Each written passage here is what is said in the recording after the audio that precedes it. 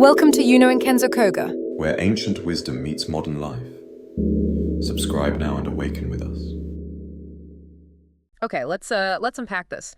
What if everything you thought about emptiness was completely upside down? I mean, for most of us, right? It's a word that just conjures up feelings of void, lack, something we desperately try to fill or, avoid. We see it as a problem. Yeah, it definitely has that negative connotation. But what's fascinating here, looking at our source, emptiness and flow, a Taoist perspective, is how Taoist wisdom just flips that script entirely. It invites us, really, to see emptiness not as an absence, but as the essential ingredient. Essential ingredient for what? For creation, for flow, for life itself. It's a truly counterintuitive idea at first glance. Laozi in the Tao Te Ching, he illustrates this perfectly. Right, the classic examples. Exactly. We shape clay into a pot, but it is the emptiness inside that makes it useful. Simple but profound. And the room one, too. Yes. We cut doors and windows to make a room, but it is the empty space that makes it livable.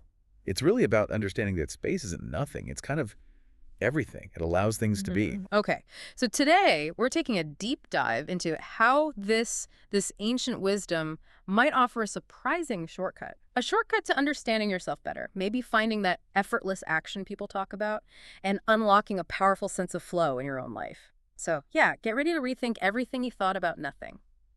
So when you first hear emptiness used like this, it might still sound, well, empty, a bit passive maybe. It can, initially.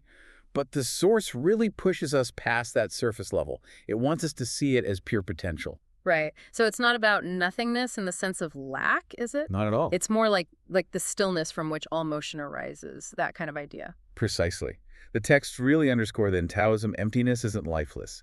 It's absolutely brimming with potential. It's the essential condition, the space needed for creation and true flow. Okay. Think of like a master martial artist. They don't just meet force with more force, do they? No, they seem to yield, redirect. Exactly. They yield, they flow, they make use of empty space rather than just brute strength. Yeah. This, as it's outlined in the material, is the very essence of Wu Wei. Ah, Wu Wei, effortless action. What Taoists call effortless action, yeah. And importantly, it's not about doing literally nothing. It's about acting without resistance, acting in alignment with how things naturally are. Okay, now here's where it gets really interesting for me. Connecting that effortless action, that Wu Wei, to what many of us might recognize as flow state. When you've lost yourself in music or maybe painting or even just a deep conversation and time just melts away, your sense of self seems to disappear.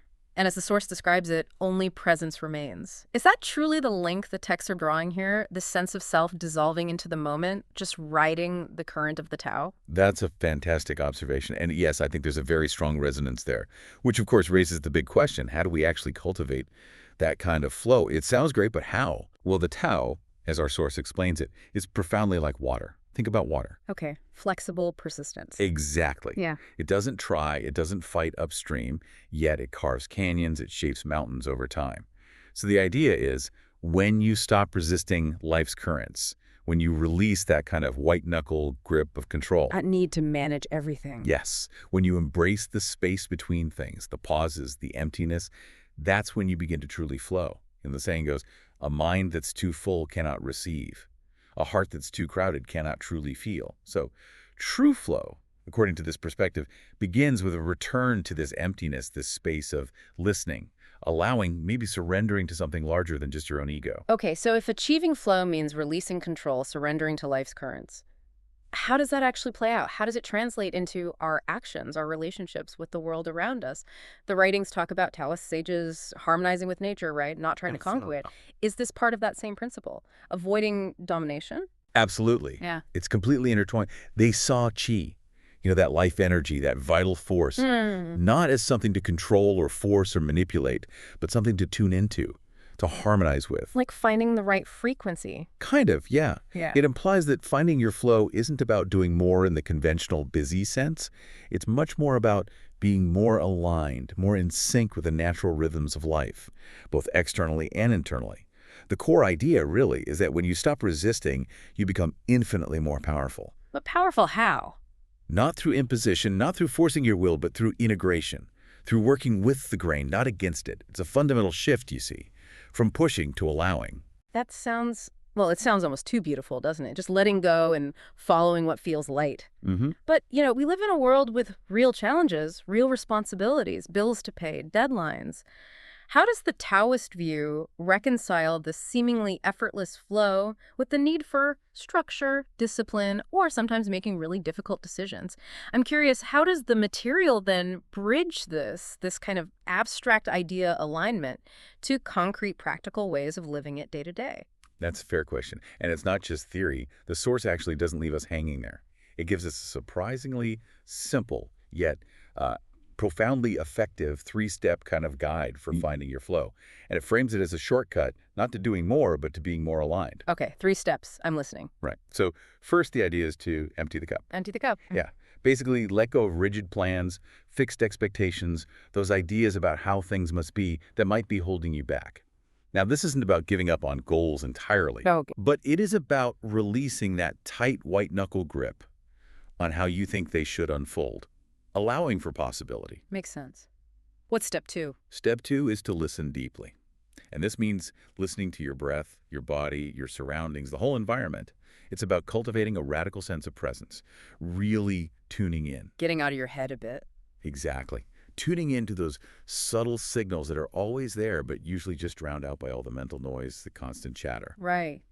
The inner monologue. That's the one. And third, the final step is to follow what feels light, what feels alive, what feels natural to you. Your internal compass. Precisely.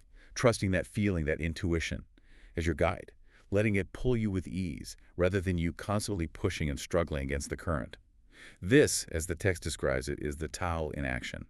It's about recognizing that this emptiness we started with, it's not the end, it's the beginning. The silence before the song. Exactly. The pause before the dance, the stillness from which all authentic motion arises. So as we start to wrap up this deep dive then, it seems we should consider the profound freedom that can actually come from trusting this emptiness.